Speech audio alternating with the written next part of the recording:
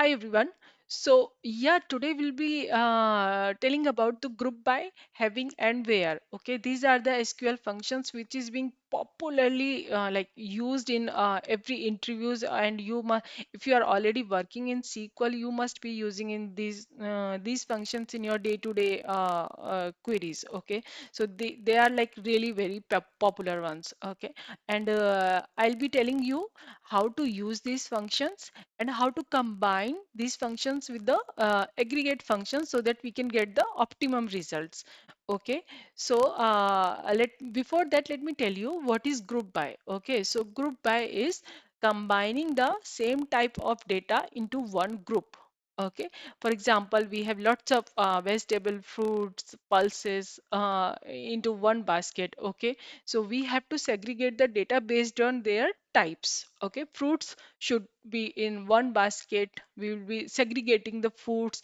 Okay, and then the vegetable should be in another basket. That is how we segregate based on some type or some of the specification. We need to group the data. It works same in the SQL also. Okay, so let me maybe walk you through one of the example I have prepared here in the Excel first. Okay, so this is one of the table. Okay, name and quantity. James having 10 quantity, Nick is having 15 quantity. As you see, there are total 6 rows. Okay, so I have to make the groups. Okay, first let's talk only about the group. Okay, so James is being repeated here, and I have to create one group. I have to create groups based on the names. If name is similar or exactly same, it should go to the one group. For example, in this case, James is being repeated twice. Okay, so it is going to group 1. Likewise, this row number 5, it is also going to group 1 because they are same. Likewise, Nick, and last row is also Nick. So this will go to the group 2. Same, last row will also go to the group 2. Albert is unique row, so it will be like a separate group, group 3. Likewise, Rocky is a unique row, it will go to the group 4. Okay, so that is how grouping works in SQL. Okay, now the next thing is having. Only it completely depends upon the requirement, where if you only need to use group or you need to use the having also. Okay, so I'm just telling you the real-time scenario where like what kind of situations you may have where you have to use these functions all together. Okay, so once groups are created, let's say you have a situations. Okay, like you have done the sum based on the group. Group 1 is having total quantity 23. Group 1 is quantity 10, group 1 is quantity 13. So I have to do the sum of based on their groups. So I'll get the output something like this. Group 1 is having quantity 23. Group 2, here it is 15. Group 2, here it is 10. So I'll be having quantity for group 2 is 25. Basically, I am doing the sum based on the groups. How many quantity is there in a particular group?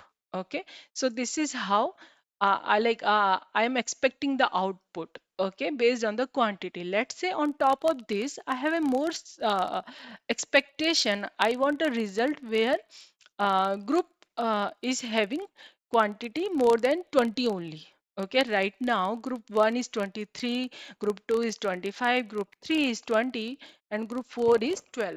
Okay, so even after that, I want to get the result where group quantity is greater than 20 only. I don't want result below 20. Okay, so for that, what output I will get? Group 1, this 23 because it is 23, and group 2, 25. I'm not going to get this group 3 and 4 because the quantity is less, 20 and 12. Okay, so that is how scenario can be made. Maybe let me tell you in the SQL. Okay, so I have created this one table here, exactly same as the data set which I just explain you in Excel. Let's run this table, sample table. This is having same values, James, Nick, Albert, Rocky, James, and Nick. 6 rows, 2 columns. Okay. So suppose same. First, let's get the output for this. Okay. Based on the group, let's do the sum. Okay. groups and sum. Okay,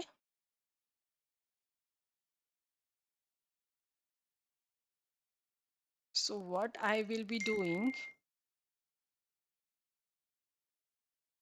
okay, I have to select this name because I want like for particular name, basically group is creating based on the names only. So I have to select the name, and what sum I need to do, the sum of the quantities like this.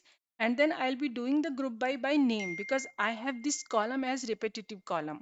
Okay, so I'll be doing the grouping based on the names. Okay, let's run this. As you see, James is having quantity 23. Nick is having quantity 25. Albert is having, this is the third group, is having quantity 20. Rocky is having quantity 12. Same output as Excel. Okay, so what we have done, we have just segregated the data based on their names. Okay, and calculated the total quantity. Okay, now to get this last uh, result, okay, like where the quantity is even greater than 20, okay, not less than 20. So for that we need to use having. Now you may say, why are we not using where? Let me get that point to little later. Let's first use having.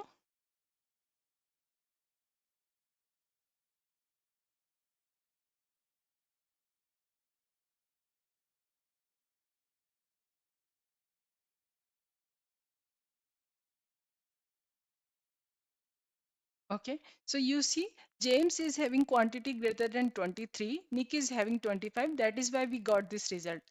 Or we can put greater and equal 20 also. In this case, we will get one more row which was equal to 20, that is Albert.